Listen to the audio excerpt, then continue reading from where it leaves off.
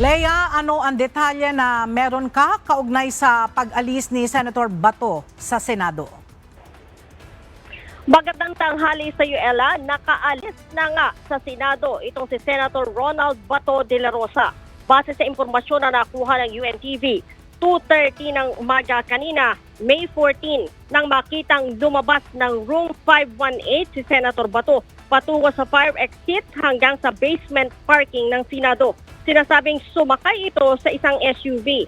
Bago makalabas, tinangka pa daw itong pigilan ng dalawang tauhan ng Office of the Sergeant at Arms o OSAA, subalit bigo ang mga ito.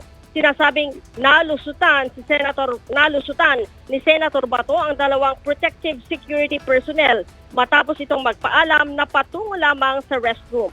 Tanging si Senator Bato na nakaupo sa passenger side, driver at babaeng staff ang dula ng SUV nang umalis sa Senate premises. Ella? Lea, meron bang balita o meron ka bang nakuhang impormasyon kung sino ang naging kasama ni Senator Bato de la Rosa sa pagsakay diyan sa SUV? Kanina ay pinapakumpirma natin sa PNP itong mga bagay na ito, subalit patuloy ang isinasagawa nilang investigasyon.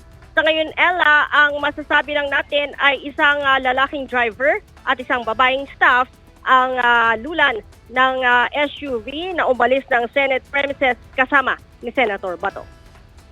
Alright, maraming salamat, Lea Ilagan.